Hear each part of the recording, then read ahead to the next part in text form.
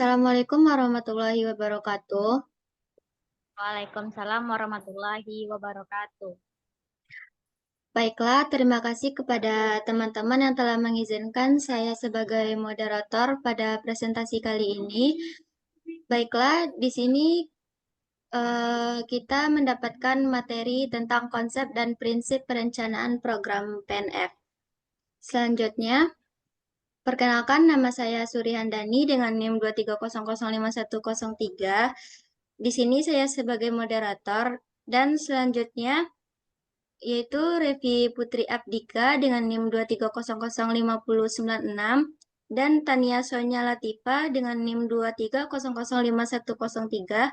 Selanjutnya Aurel Salbila Putri dengan NIM 2300514. Baik, langsung saja kepada materi presentasinya.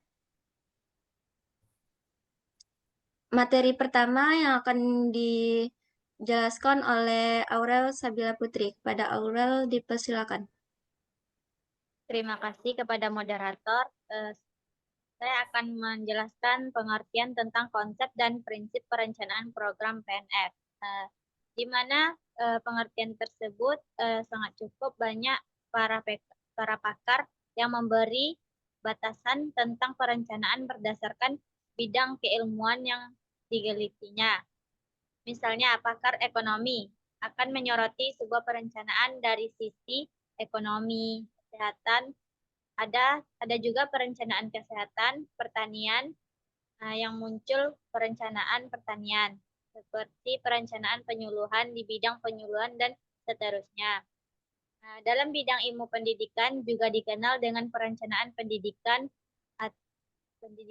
Tri pada tahun 1993 mengatakan bahwa perencanaan adalah menetapkan sebuah pekerjaan yang harus dilaksanakan oleh kelompok untuk mencapai sebuah tujuan yang digariskan.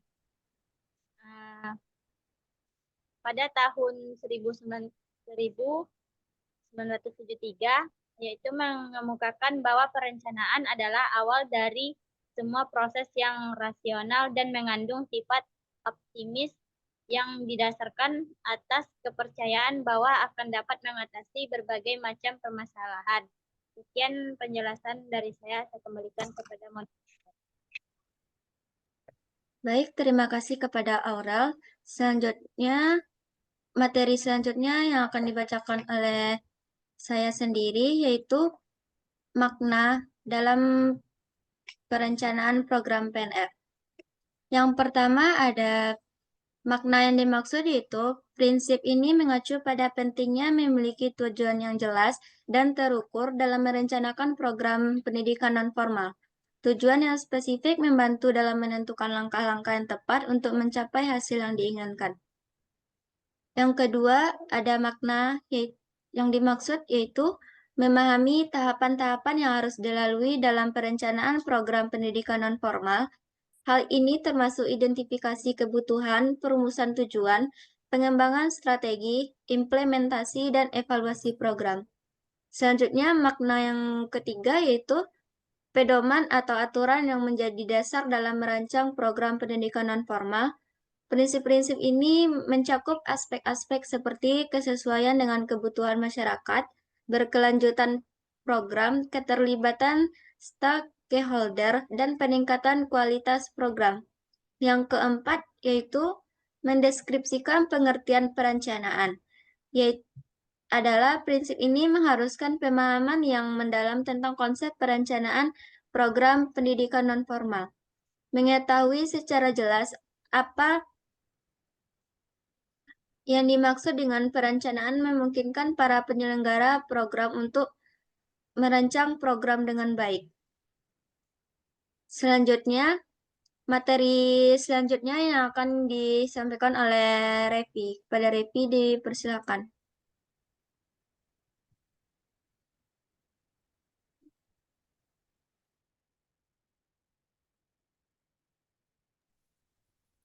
Baik, selanjutnya batasan.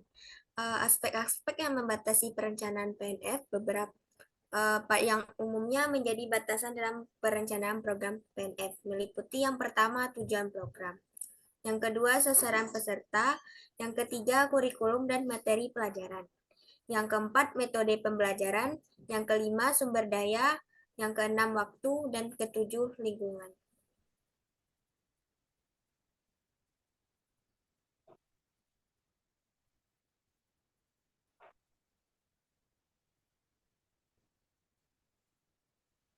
Yang keempat, jenis. Jenis-jenis perencanaan program PNF yaitu yang pertama rencana strategi, yaitu rencana yang dikembangkan untuk mencapai tujuan strategis. Tepatnya rencana strategis adalah rencana umum yang mendasari keputusan alokasi sumber daya, prioritas, dan langkah-langkah tindakan yang diperlukan untuk mencapai tujuan strategis. Yang kedua, perencanaan taksis adalah rencana ditujukan untuk mencapai tujuan taks, dikembangkan untuk mengimplementasikan bagian tertentu dari rencana strategis. Rencana strategis pada umumnya melibatkan manajemen tingkat atas dan menengah, dan jika dibandingkan dengan rencana strategis, memiliki jangka waktu yang lebih singkat dan suatu fokus yang lebih spesifik dan nyata. Yang ketiga, perencanaan operasional adalah rencana yang melibatkan pada perencanaan rencana teks untuk mencapai tujuan operasional. Ini dikembangkan oleh manajer tingkat menengah dan tingkat bawah. Rencana operasional ini memiliki fokus jangka pendek dan lingkup yang relatif lebih sempit. Sekian penjelasan materi dari saya. Saya kembalikan kepada moderator. Baik, terima kasih kepada Repi. Materi selanjutnya yang akan dijelaskan oleh Sonya Latifa. Kepada Sonya dipersilakan. Baiklah, terima kasih atas kesempatannya moderator. Di sini saya akan menjelaskan mengenai fungsi perencanaan program PNF. Perencanaan ini dilakukan untuk menyusun rangkaian kegiatan guna mencapai tujuan yang telah ditentukan sebelumnya. Tujuan tersebut dapat mencakup dan tujuan khusus. Suatu organisasi atau lembaga.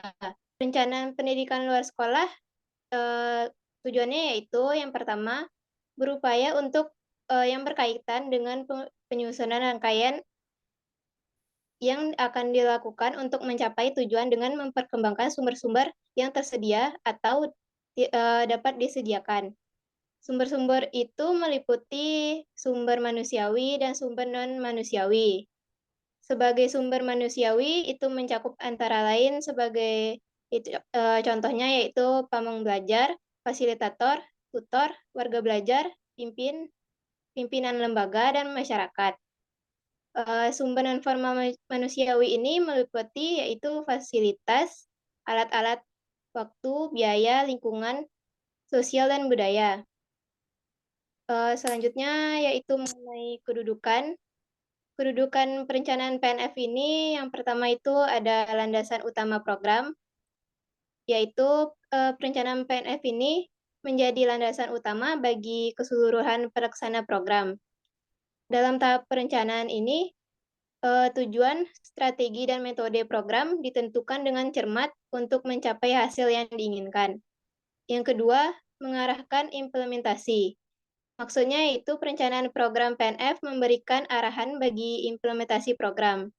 Rancangan yang matang dari perencanaan akan memudahkan pelaksana program, mengurangi risiko kegagalan, dan meningkatkan efisiensi serta efektivitas program.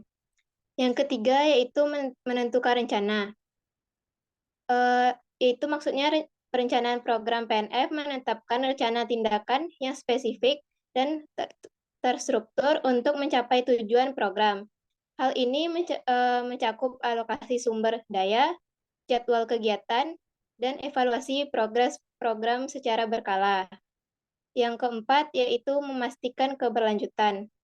Dengan perencanaan yang baik, program PNF dapat dipastikan memiliki keberlanjutan yang terjamin.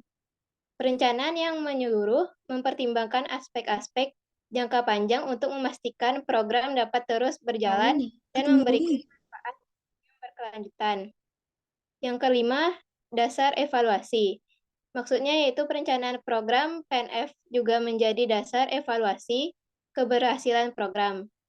Dengan merencanakan indikator pencapaian, evaluasi program dapat dilakukan secara terstruktur untuk mengevaluasi dampak dan efektivitas. Sekian penjelasan dari saya kembalikan kepada moderator. Baik, terima kasih kepada Sean-nya. Selanjutnya, materi selanjutnya yang akan dibacakan oleh Aurel. Kepada Aurel dipersilakan.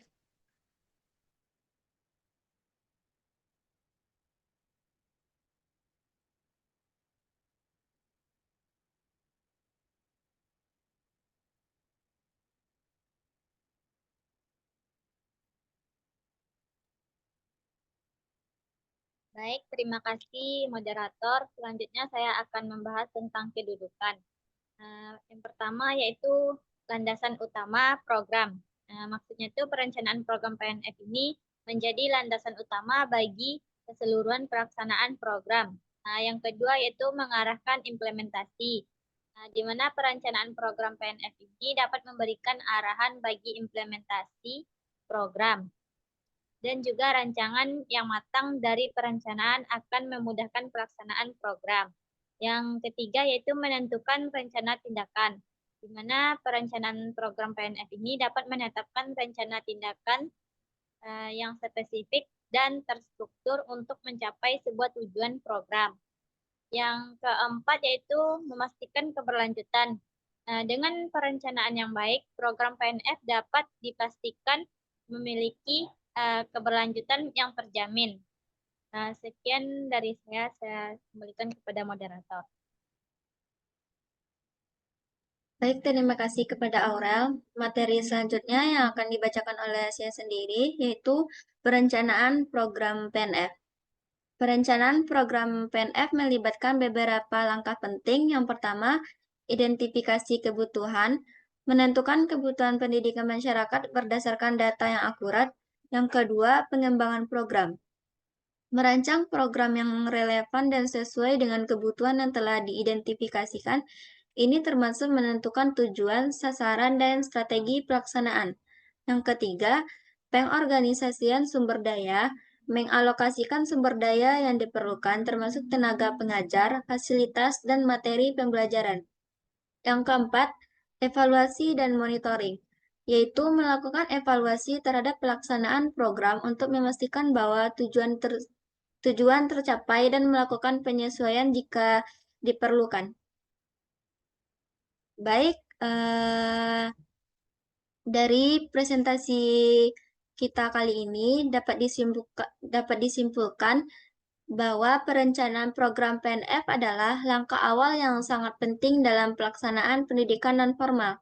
Dengan perencanaan yang baik, program-program pendidikan dapat dilaksanakan secara efisien dan efektif, memberikan manfaat yang maksimal bagi masyarakat yang menjadi sasaran.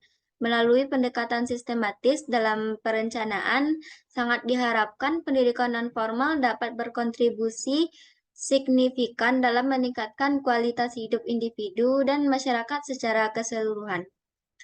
Baik, sampai di sini presentasi kita kali ini. Jika ada kata dan salah, saya mohon maaf. Saya akhiri dengan Assalamualaikum warahmatullahi wabarakatuh. Waalaikumsalam warahmatullahi wabarakatuh. Waalaikumsalam warahmatullahi wabarakatuh.